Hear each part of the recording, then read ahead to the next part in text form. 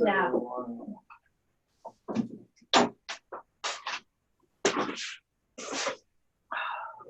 Okay, so I'm going to go ahead and mute everybody so that we're not picking up background noise, but we are going to go ahead and get started now. And this is our Friday class, but after we're done with this class, I'm recording all of the sessions. We didn't record the first one, but I've got the other two, and I'm going to send those recording links to you. So if you've missed something, or if you just want to hear it again, or for folks that weren't able to come and wanted to come, they'll be able to hear these. But this is going to be our Friday class, the last class of the series called Simplify Your Life. This is protecting your personal identity. So we'll do this class. You'll also get an email from me later that will actually share it's a little questionnaire, and if you don't mind filling that out and emailing it back to me, I don't care what you put down in there. If you're mean to me, that's okay too. I need to hear all the feedback, but what I'm really interested in is other classes that you might be interested in. And so I've already got a couple people that have sent me notes on classes that they would like to see, and I know that I've got a Medicare class that's coming up. So I will get everything put together next week. I'm gonna take a little bit of a break next week because I need to get caught up on my money coaching that I do. And so I'll take a little bit of a break next week, and then the week after I'm going to start doing some more classes again, and we'll just see how many of these classes that we can get through before we get to all go back to normal life. So anyway, with that, welcome everybody. I hope everybody has big plans for the weekend. I know that myself, I am going to move from my dining room to my living room. That will be my big adjustment for the day. Like I mentioned to a couple of you already, I had to tell myself what day it was, so I'm just getting a little bit behind here. But anyway, we're going to go ahead and start with the class, and the class again is protecting your personal identity. And this class is one of those classes that it is not intended to scare you. It's intended to make you be aware. And so I am going to unmute you during the class because I'm going to ask you questions and everything. So we'll go there. So if you've got a lot of background noise, if you can just go ahead and mute yourself, that would be awesome. So identity theft is one of the fastest growing crimes in the United States, and we just need to find out if we're very careful with our identity. So how many of you think, I'm going to unmute you now, how many of you think that you're pretty careful with your identity? Anybody think they're pretty careful? Yes, no? Yes. Yes? Yes, Yes. Okay. me too. Okay. I try to be. Okay, so for all the yeses, I'm gonna probably prove you wrong. So, but we're gonna fix it. So, I don't want you to go and hide away in a cave or anything with this. This is meant to make you feel more secure about this and to help you minimize your risk. So, with that in mind, let's find out exactly how safe you are with your identity. So identity theft, we're entering into a new norm here with identity. So people of all ages and backgrounds use computers and internet-enabled devices to do their work, to learn, to be entertained, all that sort of stuff. Right now, we are the whole world is literally digitally aware of what's happening, and so the thing about it is we have to be really careful and play an active role in how we protect our privacy in person and online. You may have noticed that you've started getting some very interesting emails lately. I've had multiple emails and phone calls already just this week of people that have had identity theft scams played on them and right now. And so it doesn't stop when something happens in our world. So this is a thing that we have to be continually very vigilant about, making sure that we're not just assuming that that someone else is protecting our privacy. So by playing an active role, that just means that you are making sure that you're aware of what the latest privacy and security technology is, which we're going to talk about. Know what the tech tools are that are available to you. So there's tons of different tech tools. We'll share those too here on the website web class, and we're going to make sure that you know how to look for those tech tools. So the sites and the apps and the devices that you use, how to make sure that you're not using something that you shouldn't be using. Making sure that we are avoiding oversharing on social media. And this one is a hard one. People think that social media is a fairly safe thing. Social media is probably one of the most dangerous things that we have. And we're going to talk a little bit more about that. And then also just knowing what to do if you are a victim. So if something has happened to you, we want to make sure that you know what to do. So with that, we need to figure out what identity theft is.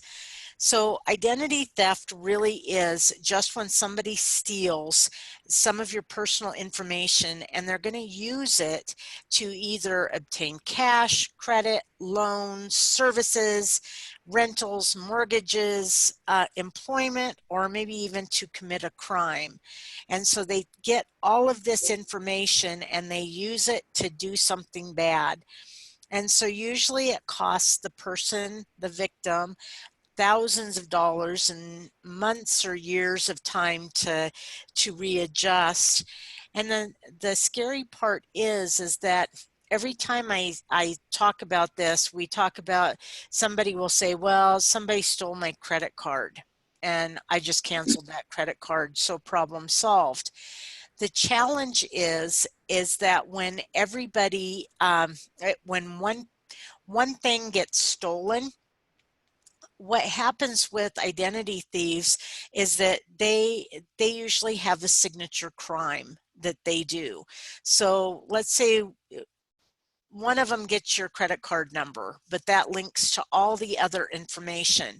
So let's say he takes your credit card information and he opens up a bunch of new credit cards, but then he sells it and takes it out wholesale to other identity thieves, and he might sell it to someone that their signature is getting going after your income taxes or your medical records or something like that. And so it is a constant thing. And so once one thing has been corrupted, usually other things have been corrupted too. And you want to make sure that you're really aware of what is being used out there. So, and that brings us to this. It's not just about your credit. What else do you need to watch? So your Social Security accounts, your credit reports that you get, and your credit statements and everything, they're not going to tell any of this information on here. Your Social Security accounts, you need that information, medical records, IRS for your taxes, your passports, your driver's licenses, your bank accounts, your investments, your email and your mail, your actual physical mail, your internet and your media, your social media accounts, and all sorts of other things that have any of your personal identification in them. So this is why this is kind of an alarming crime, is because it's everywhere. So it is the #1 white collar crime that's out there. And 1 in 4 of us will experience some sort of identity theft in our lifetime. And an identity is actually stolen every 2 seconds. So that is an enormous amount. And when things are going on where we have our attention on something else in the world, this is when the identity thieves actually start to attack. So you have to really make sure that you're watching your personal information. Usually people spend about 175 hours of their time and about $1,500 of their own money to clean up a mess. So this is a scary thing. It does take a little bit of time to fix it. So how they do it, and there are all sorts of different things that they can do. They can steal your purse or your wallet or your phone. Your phones have wonderful information on them, and actually a lot of people have these wonderful little credit card thingies on the back so they can pack their credit cards. So they make it in definitely into a wallet. So if that information wasn't on your phone already, now it is actually literally on your phone.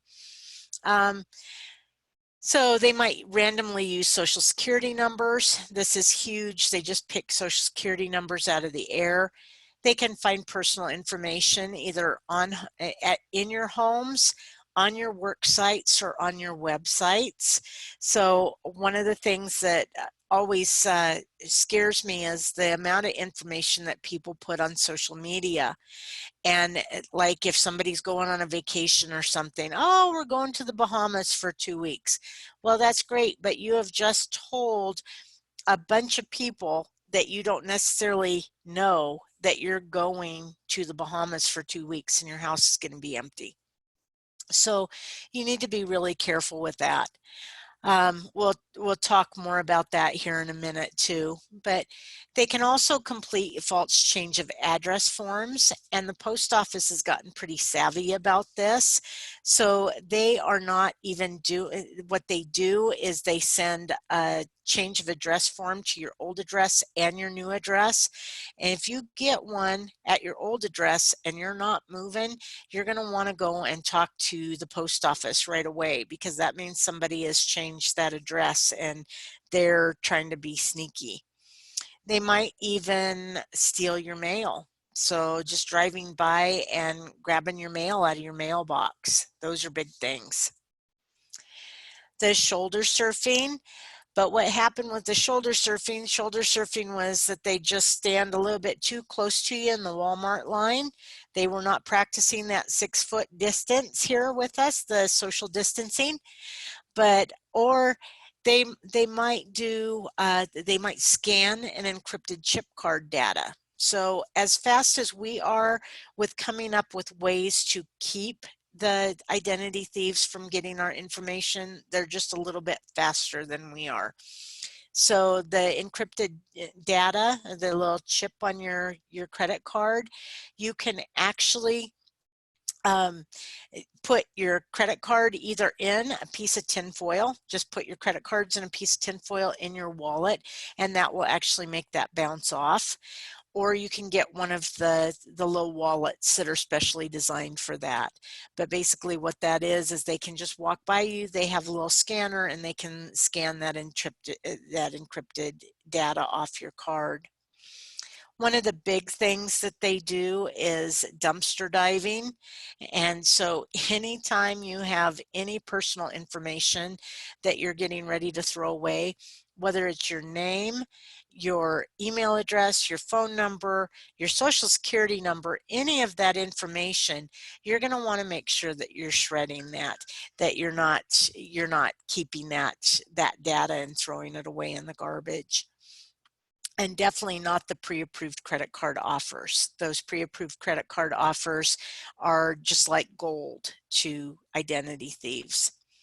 They might even obtain credit reports fraudulently. And how they do this is they just tell the credit bureaus that they have a financial interest in you.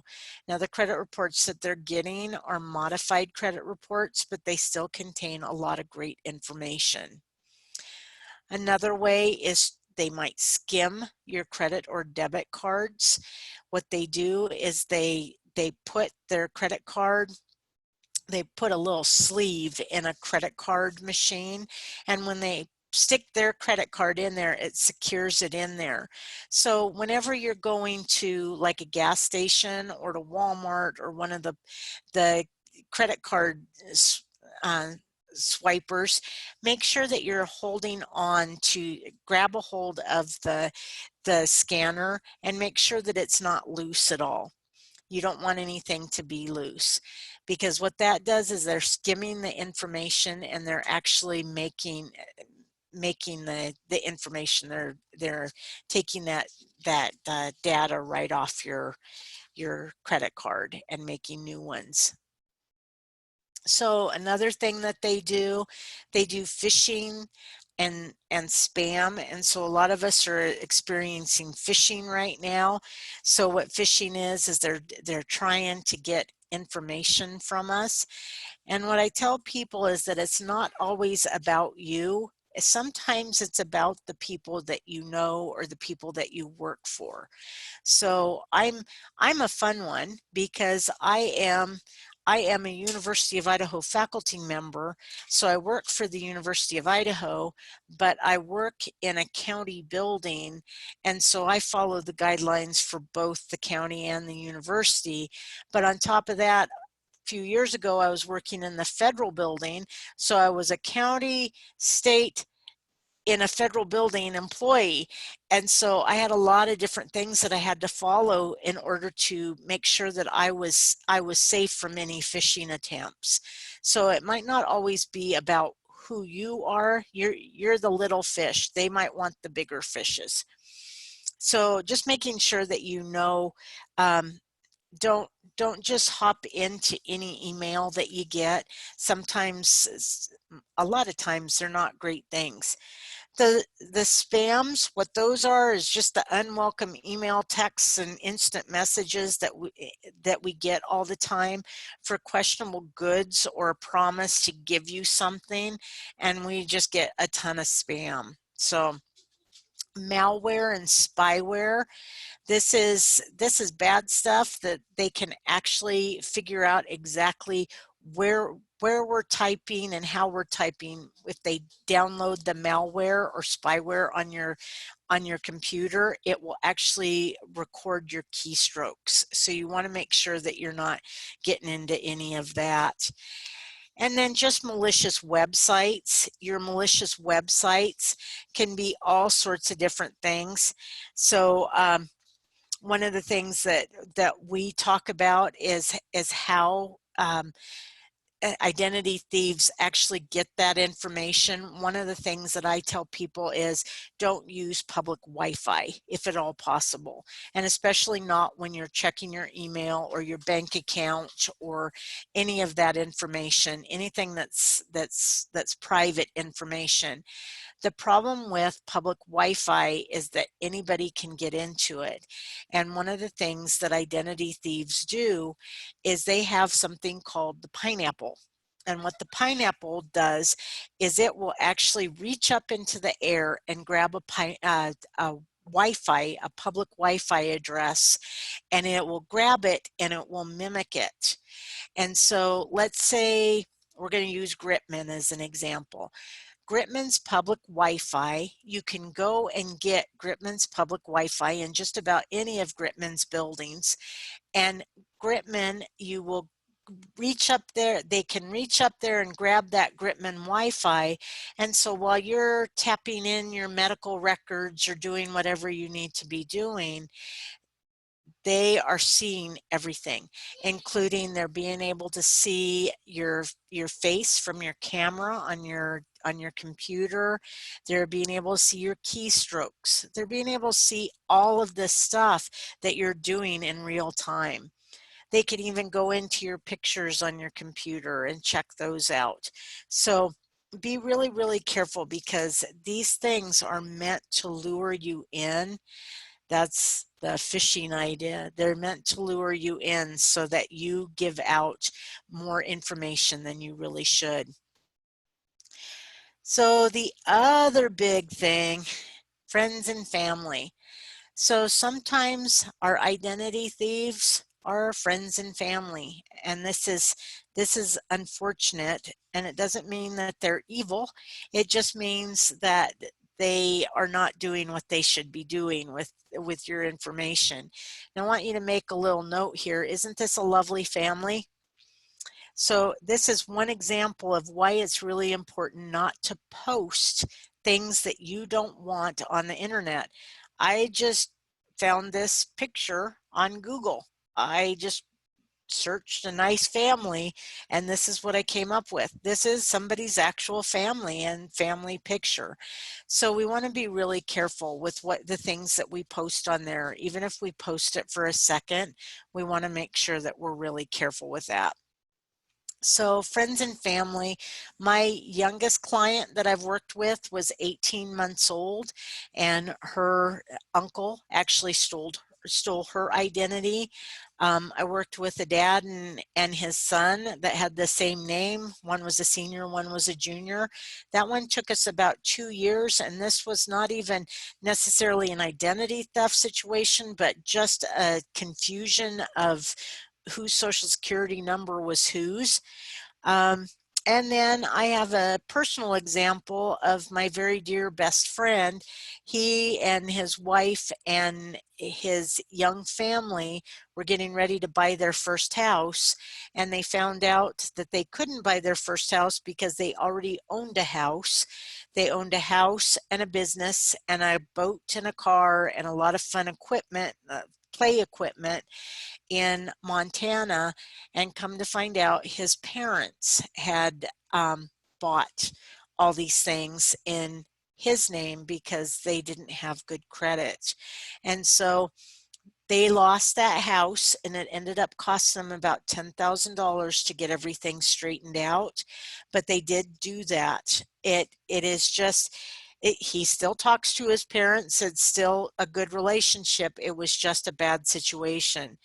So being really careful, and especially with elderly parents, and uh, they tend to be the the identity thieves' favorite uh, place to go. So we do just need to make sure that what they do with this information and why it's such a big deal is protected. So just be really careful with your information.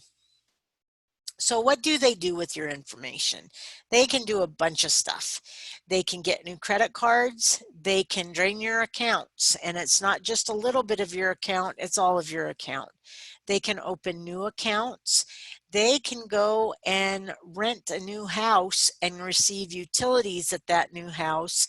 And when the pink slips start coming and they're starting to get in trouble because they're not paying the bills, really what it is you're not paying the bills, and so by that time they have long gone. So they've moved on someplace else.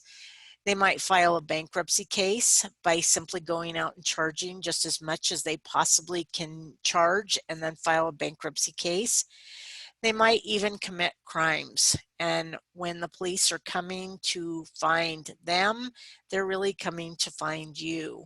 So you want to be careful about how that information gets out there. And then, of course, the last one is that they might visit the dark web.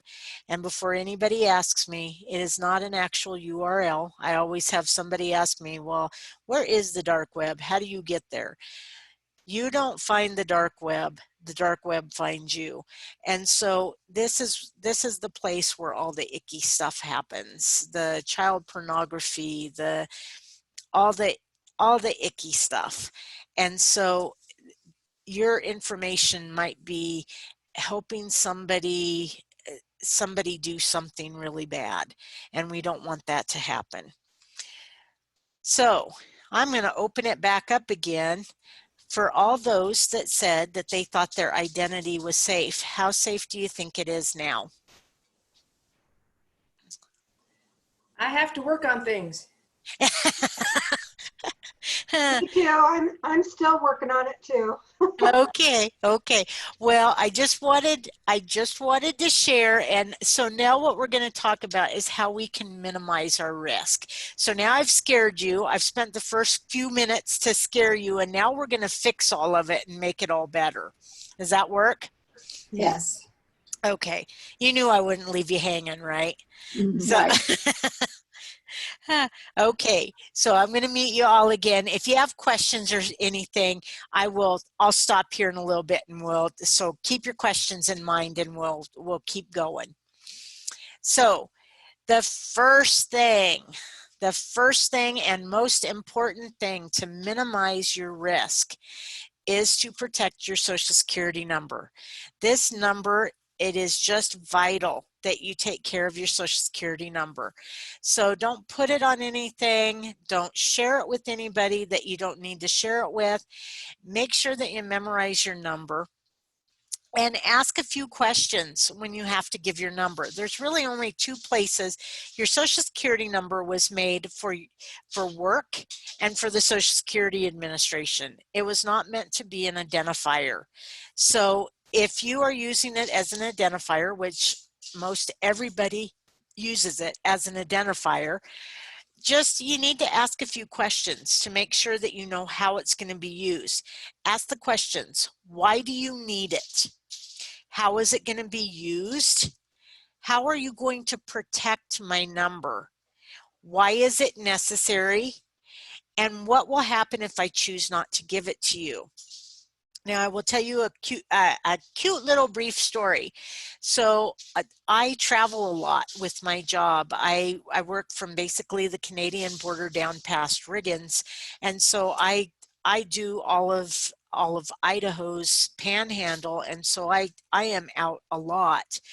And so one of the things that I go through quite a lot of is my tires. And so I am constantly replacing my tires on my car because of the miles that I'm putting on it.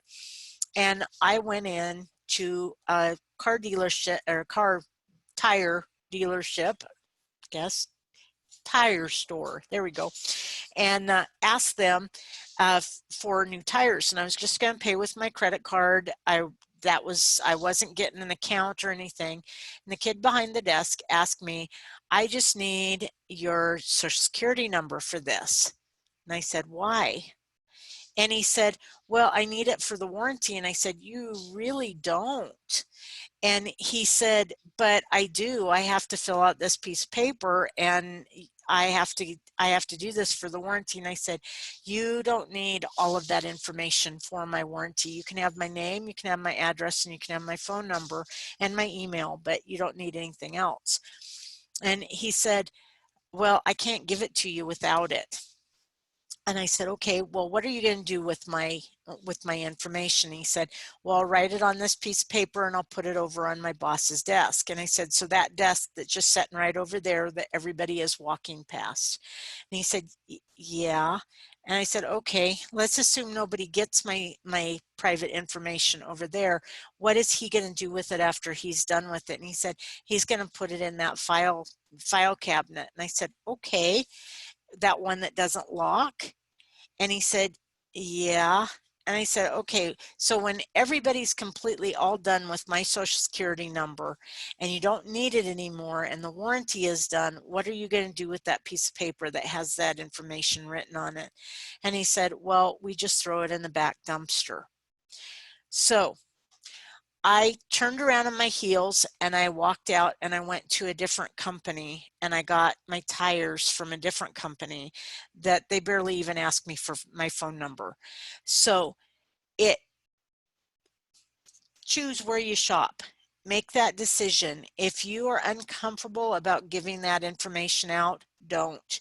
It is really important. Use that right of saying no, because your Social Security number is very telling and you cannot change your Social Security number. The thing about it is, starting on June 25th of 2011, they started doing the randomization of the Social Security numbers. So now my 7-year-old has a Social Security number that I can't remember for the world of me. But that's what they're doing, is because the Social Security numbers don't mean anything now. In the past, our Social Security numbers for adults born before 2011, our Social Security numbers told some very important information. The first 3 digits, so whatever your first 3 digits are, that tells where you were born. So what state, what region, what area you were born. The middle 2 numbers are what they call a group number, and that group number is just a random number. The last 4 digits are your identifying number. And so that is specific to you. So when somebody asks you, oh, all I need is the last 4 digits of your Social Security number and your first 3 and where you were born, you've essentially just told them 7 of your 9 numbers. So be very, very careful with the information that you're sharing out there.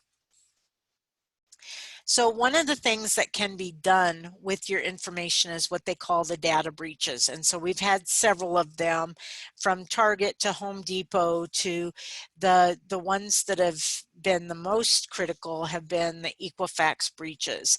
And what these are is simply they occur accidentally, but what they are is they take that information and they use that information. They get into the systems and take the information, that's sensitive data.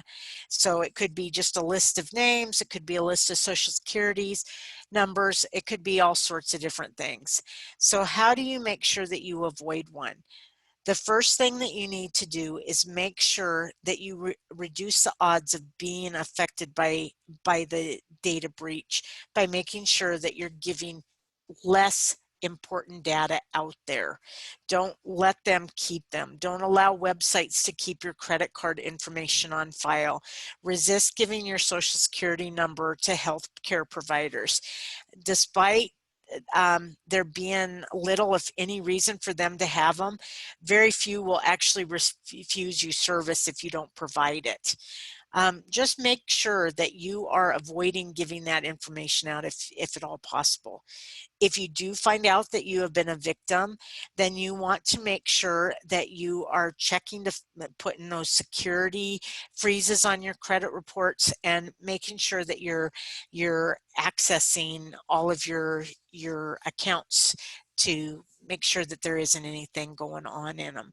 So how you do that to protect your credit, this is the easiest way to start this, but this is protecting your credit.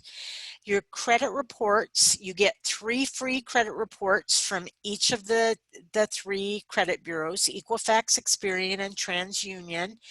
Each one of them has similar information on them, but it is a little bit different. They basically talk to each other and say, oh, Joe bought something here and he bought something over here. What you want to do is get all 3 of them together and make sure that you are comparing them, that to make sure they say the same thing and that something on there is not incorrect. Nope, go. So you want to make sure that everything is similar. So you can either get it online here. This is the Safe Federal website here that you can do it this way. You can email them down here, and actually in your packet that I sent to you, the last page in there is actually the order form for this if you feel better about sending it, or you can call them.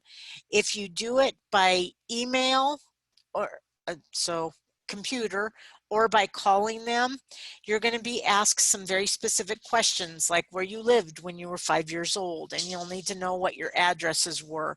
So they're going to want to make sure that you are who you say you are. So Equifax, because of this breach, Equifax is still giving credit reports. So even if you get your 1 free credit report from Equifax, they'll still give you another credit report after that. But it's not done there. So there is an additional credit reporting agency that popped up. So Equifax, Experian, and TransUnion are not the only ones. Now there's another one called Innovis.com. So when you're going about getting your credit reports, you can get the 3 from the previous slide, but this one is its own little thing, and you'll have to write for this one or go online to get it or call them. But again, this is free. This one is also free, and it is a smaller credit report. It doesn't have the same information on it because it is new. One of the things that I tell people to do all the time is make sure that you freeze your credit reports. So starting on September of 2018, free and fraud alerts. So all these fraud alerts and freeze alerts are actually up here. So all your freezes are free. You don't have to pay for them anywhere, whether you're in Idaho, Washington, or wherever. So what these freezes do is if you are very happy with your current credit, what you do, so let's say you've got the credit cards that you want, you're not going to buy a new house or a new car for any length of time at this point, and you're just happy with your credit the way that it is. What a freeze does is it literally freezes your accounts. So if somebody tries to sign up a credit card or a loan or something in your account, it just bounces off and they won't allow you to do it. Now you can go in and thaw out your credit at any point, and it's super easy to do it. You just need to have the PIN number that they give you, and you want to make sure that you never lose that PIN number because you cannot get into it without that. But you can thaw your account at any point. You can thaw it for one day, whatever time period that you need. If you're getting ready to go buy a car and you know that you're going to be looking for one for a month, you just thaw it for 1 month. So it's really super easy to do that, and it is one of the most successful ways to prevent financial identity theft. So definitely think about doing that. The other thing that you can do is to protect your credit is you can monitor your credit. So now I already mentioned the dark web and stuff like that. What these 3 companies do, there's lots of them out there. You can get your identity credit monitoring from a Spectrum or Costco or all sorts of different places. What I advise people to do is make sure that you're going with someone that this is actually their job. This is what they do. Identity Force, LifeLock, and Identity Guard are all companies that this is what they do. They monitor people's credit, including all sorts of things from if somebody is messing in your medical records all the way down to if somebody has sold your social security number on the dark web. So they do this. This does cost money. The LifeLock, it costs anywhere between $10 and $30 per month for the plan that you have. Identity Force usually runs about $18 to $24, and Identity Guard has family plans that you can have multiple people in this plan per month for $30 a month. But it is worth it if you've had challenges with your identity. So the other thing that you can do is you can stop telemarketers from calling you, both your home and your cell numbers, by doing the do not call number. Your phone numbers will be removed for life. It's no longer 5 years. The disclaimer here is this does not apply to robocallers. So when you're getting a bunch of calls on your cell phone from robocallers, it doesn't apply to robocallers because they're simply just going through the list trying to find a live body on the end. What I tell people to do is do not answer a phone call that you don't know. I know a lot of the cell phone companies now are getting to the point where they have potential spam listings. So if you see a call that says a potential spam, just don't answer it. It could go into your voicemail, but most likely it will not. And even if it does, it's better that you not answer it.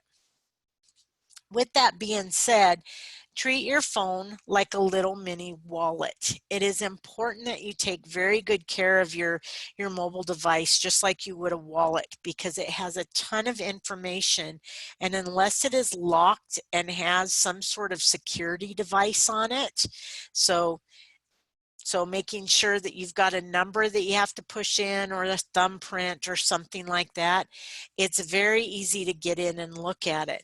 One of the things that I show people is on your cell phone, and I have to get into my cell phone because it does have a lock, is if you look on my cell phone, if you double click, this is an iPhone, if you double click on your home button, what it will do is it will bring up everything that I was just in last.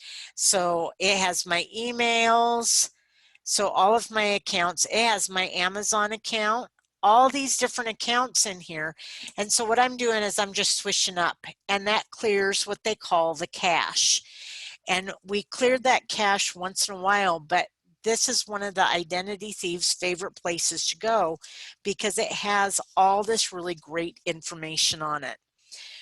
So use that remote locate, lock, and erase app if you need to. If you've lost your phone, what that does is it will help you locate your phone. It will help you lock your phone. And in certain cases, you want to be very careful about using this, but if you know that somebody has your phone and you have got another one and everything's all backed up in it, do the erase app. And there's nothing more fun than erasing your phone when somebody's sitting there watching it. So it literally erases everything clean. So you can wipe your data clean before getting rid of your device. So any devices, whether it's your cell phone, whether it's a computer, whether it's an iPad or a Kindle or whatever your electronic device is, you want to make sure that all of your personal information is completely wiped clean from that device. And then we just talked about the phone cache here a second ago. So, going the wrong way. So app safety is another thing. Just because an app is on your phone or your mobile device or your Kindle or iPad or whatever doesn't mean that it's safe. You need to make sure that you're vetting your apps to know who the developer is and if it's safe to get into it. Make sure that you set your apps for the desired safety level of privacy. And what this means is just because you get into the app doesn't mean that it's going to be the level of privacy that you want. I will tell you that every time Facebook does an update, that they change my safety, my privacy just a little bit. So making sure that that doesn't happen to you, that they're updating your privacy or that their setting has updated something. So turn off your location for any of your apps. This is very dangerous. The location tells where you are. So you take a picture and your camera, if the location is on, it says where you are when you took this picture. If Facebook has your location on it, it says where you're checking in. If you are getting ready to leave work, if your GPS has that location tracker on there, which it usually does, but it will tell you how long it takes you to get to your normal destination that you travel to. So really make sure that you have that certain level on there the way you want it to. Make sure that you are getting automatic updates on your phone all the time and don't avoid them. The reason why, and this is on computers too, the reason why is because if you're not doing those updates, your phones are mini computers and they're not getting any updates. So you want to make sure that you're taking care of that. Always read the notification of changes as well, because once you use that app, you are agreeing to whatever it is that their terms are. So making sure that you're protecting your information, both on phone, through email, over the internet. If you didn't place the call, if you didn't write the letter, or you didn't send the email and you don't know who it is, you need to be very careful about it. I can guarantee you that you have not won a prize, and you are not someone's grandparent that is in in jail someplace. So don't send money. Don't fall for any of these scams.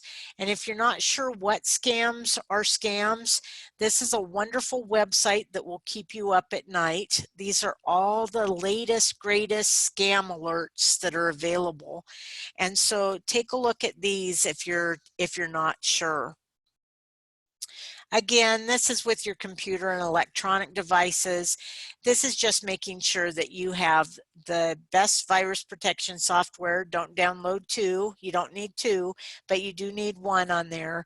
Making sure that you do all of your operating system updates, because that is how it's going to clean off anything bad on there.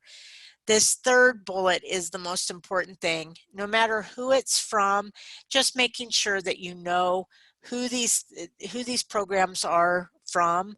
And one thing that you can do is anytime you get a hyperlink from somebody, like with mine, I send you hyperlinks, and I send you PDF files. If you don't know that it's necessarily from me, or I've sent it at some weird time, I'm not up at 3 o'clock in the morning sending these things. But if you've noticed that I've sent it at a weird time, or you hover over the top of the hyperlink and it says Bob's Fish and Tackle, that is not from me. And so you don't want to open that up. Be very leery about the things that you're opening, and just make it a habit to hover over the hyperlinks, and then that will tell you exactly who it's coming from. All of the computers, the brand new computers, come with a firewall program. If something is telling you to get rid of your firewall program, I would not download that something. The firewall program is simply there to protect you from outside sources. Checking for outside security. This is important, the outside security, and we'll talk about this here in a second of how we do that, but it's the HTTPS and the little lock system.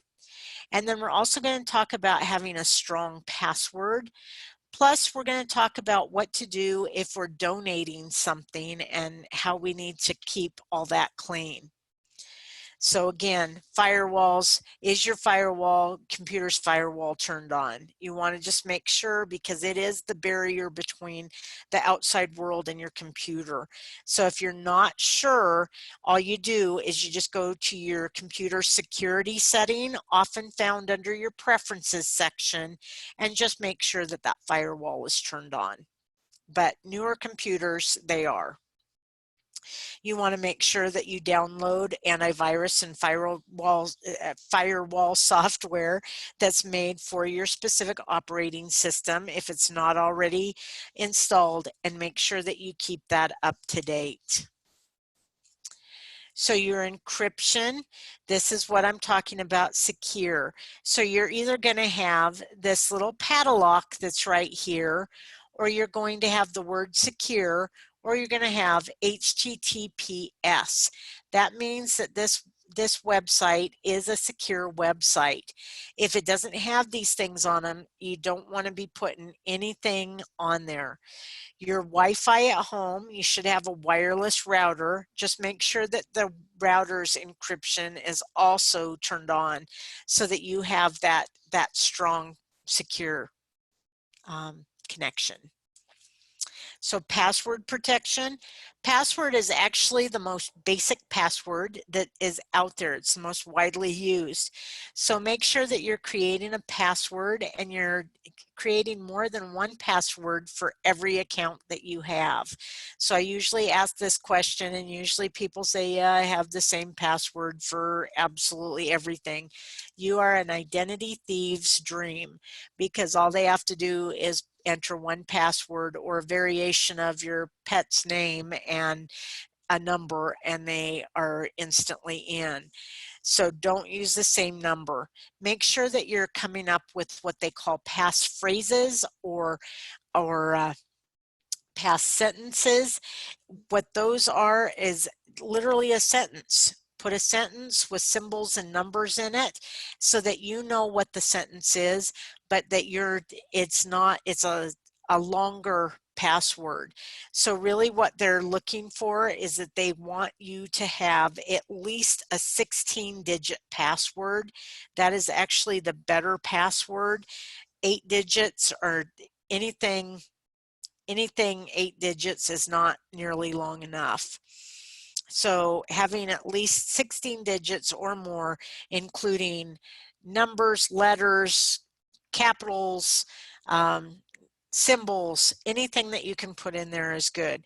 Somebody told me that one of the things that they do is with certain passwords, they will actually put a space at the beginning of their password and then type a password. So hit the space bar and then that. Some systems will not allow you to have a space, but that space will actually completely mount internet thief, so they can't decode that. So the 20 questions on Facebook questions, think about those 20 questions on Facebook. Those are actually really great as security questions, and so Facebook is actually fishing for answers, so try to avoid those Facebook questions like the plague.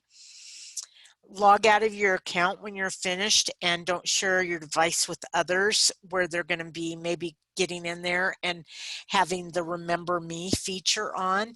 That's another thing. Type your password in every time. It's just important to do that. So here's just some passwords here. So the best password that we've got here is actually this is the bottom one here on the left, the FT2RY ampersand or ampersand S1L is actually the best one, because it stands for something from this this person's life. They understand what that means, but it's hard to guess. The next one that's the best is the 6 ampersand RT ampersand 4HD. That one's a good one. Amazon 1 is not, because that's for Amazon. Password is just password. Leo 123 is someone's dog's name. 1234 is a series of numbers. Same with ABC 123. And then this bottom one, it's a good password, but it's not nearly long enough. So you want to make sure that you have long ones. There's also the two-factor authentication that you can use. And what this does is this just calls your phone and makes you verify when you're getting into an account on your computer. It makes you verify who you say you are. So with mobile banking and online shopping, same thing.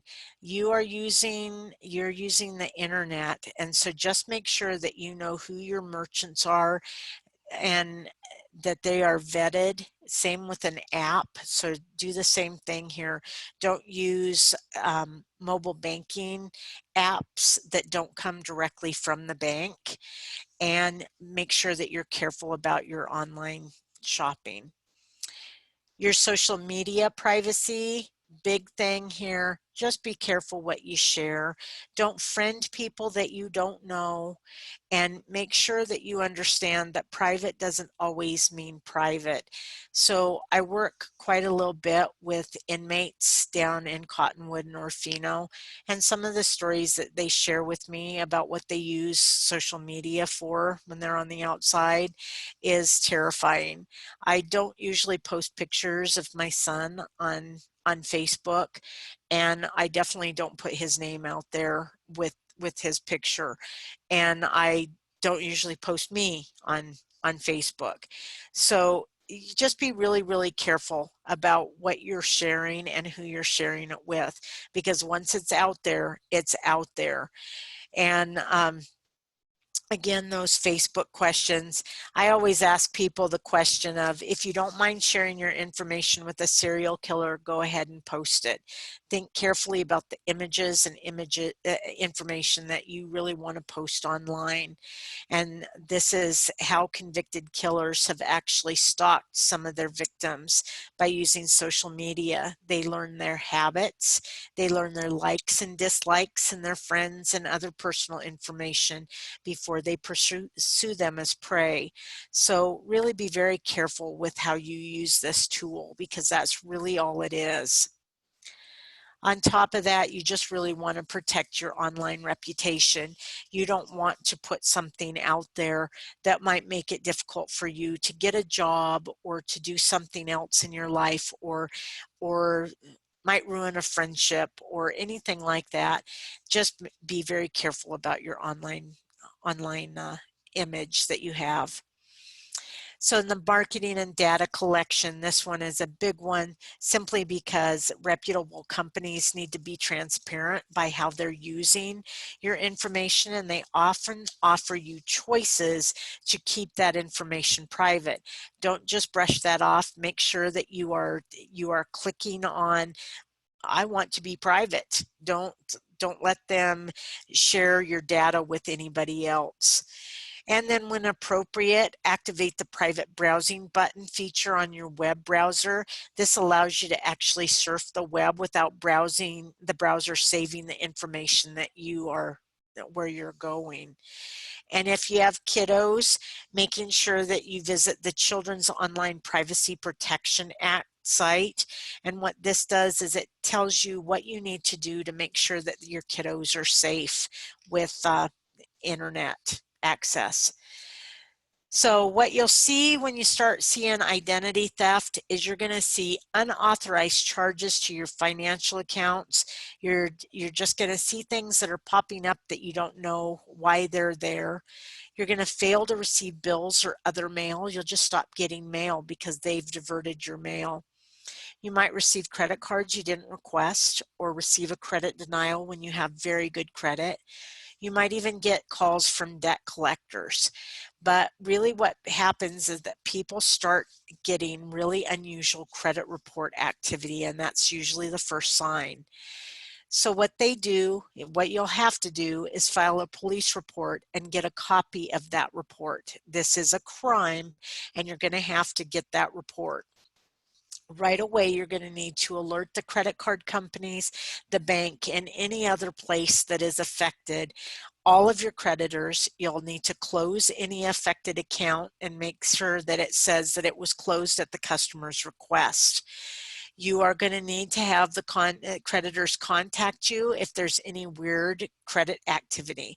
Now, mind you that a lot of this would not even happen right here, the middle part, if you had frozen your accounts.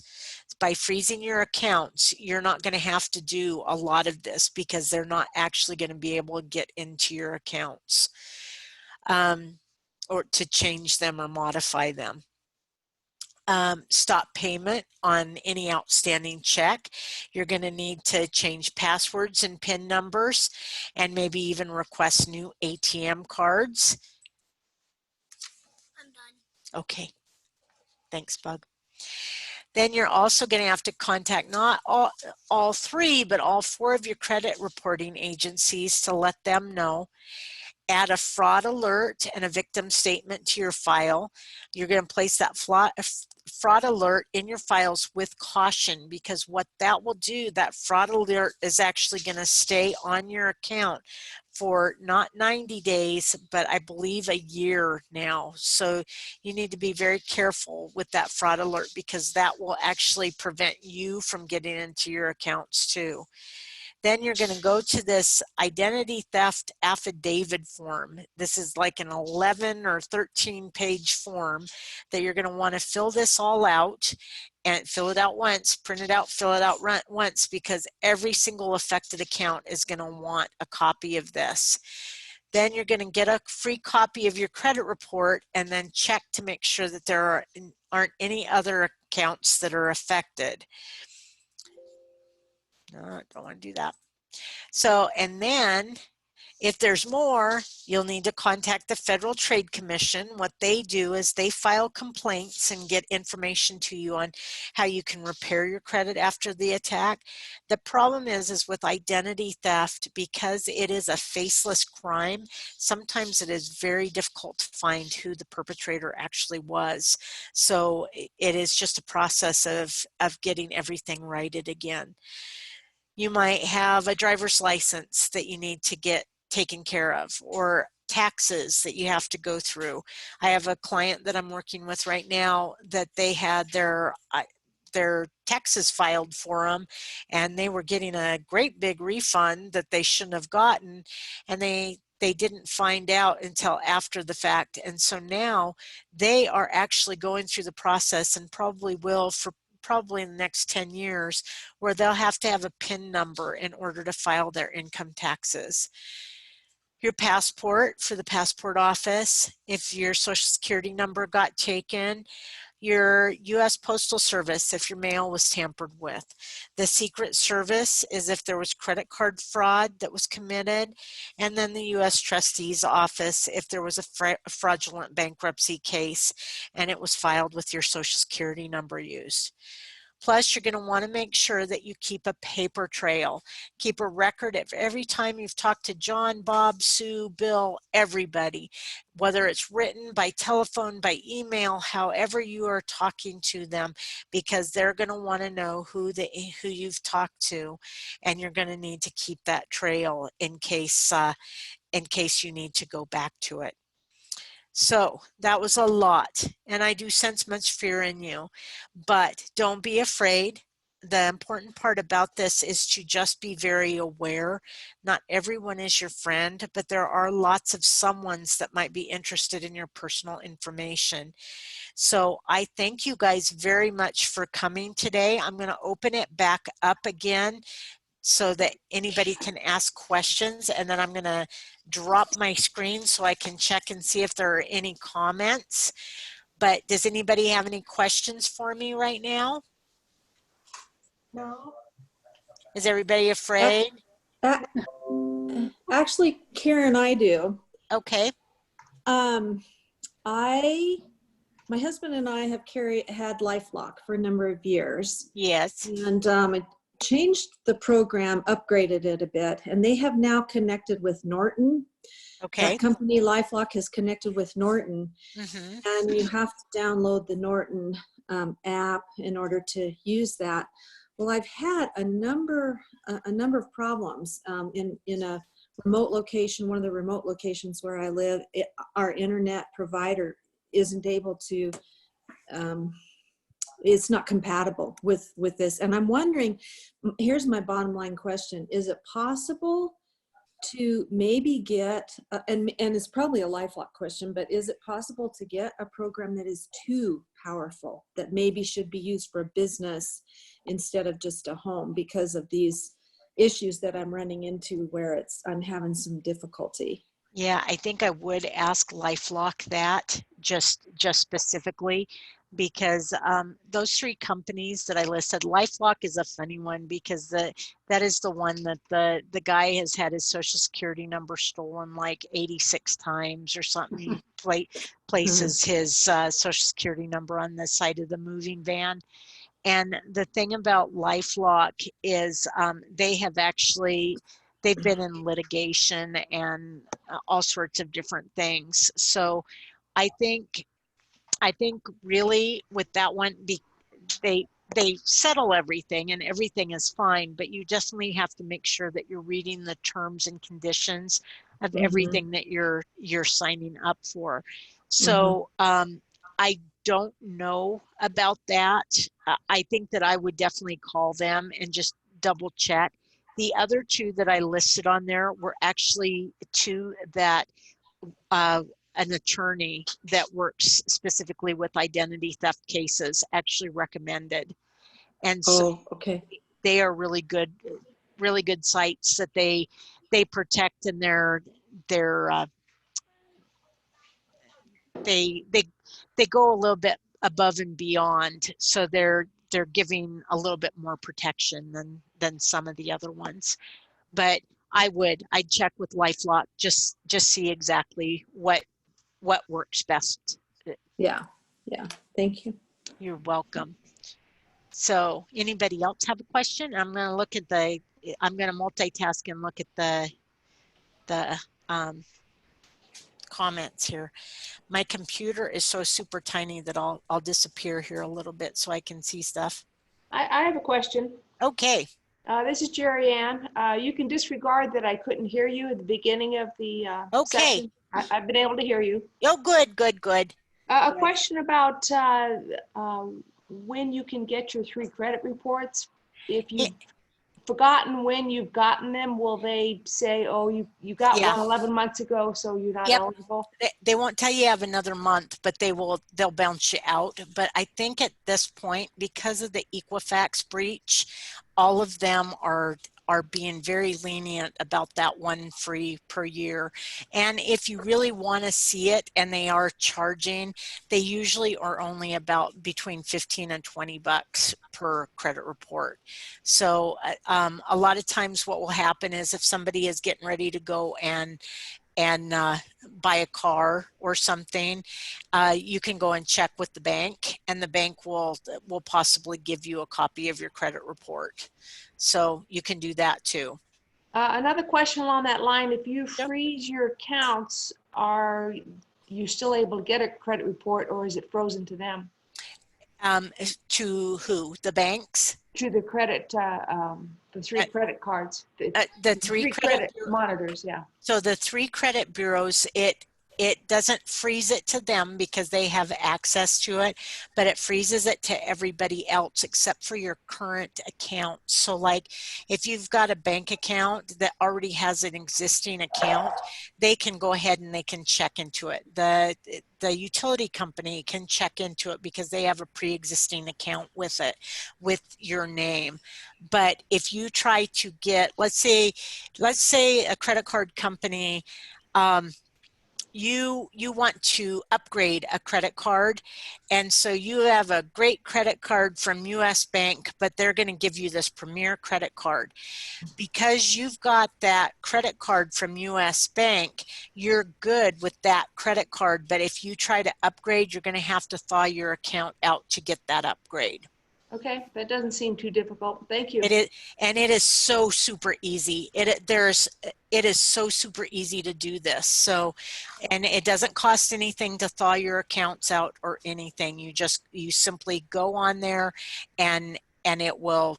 You just put your PIN number in, tell it how many days you want it to be to unfreeze, and it does it immediately. If there is a wonderful sale going on at JCPenney's or something, and you want to get the pre-approved credit card there, you can do it on your phone while you're standing there, and unthaw it, and then hop right back on it again. Okay. So Karen, I have a question. This is Absolutely. Cheryl. Okay. I may have missed this, but is there one place to go to freeze your credit, or do you have to Actually, go to your- it's good question. It's all 4 of the credit bureaus. So you go onto the credit bureau's website, and so basically all you do is just type in their name in Google, and it'll pop right up for them. They're the first hit. And so type right up on it, and then there is just a link on each one that says a credit freeze. So to each credit? Yeah, you report. have to go to each credit bureau and freeze Okay. each credit bureau's account. Okay, thank you. Almost, baby. Okay. Anybody else? I'm looking here. I've got one here that says if someone randomly selects numbers that match your debit or credit cards, they can purchase items online because some businesses don't require your security code on the back of the debit and credit cards. That is true. They can do that, but more and more of them are requiring the security code. And the reason for that little 3-digit number on the back of your credit cards, that is the whole purpose of that, is to make sure that you actually have physical ownership of that card. So if something is happening, that is why I balance my credit card statement the same way I balance my bank statement. Every month it is balanced to the penny, and I make sure that I don't have any charges on there that don't belong on there. So definitely make sure that nobody is getting into your account that shouldn't be in there. And then have Capital One has excuse me, has, it says the ENO app now, so you don't use your actual credit card number when purchasing online. I've been using these numbers for about a year now with good success. Okay. And then this one's thank you, and the NO app again.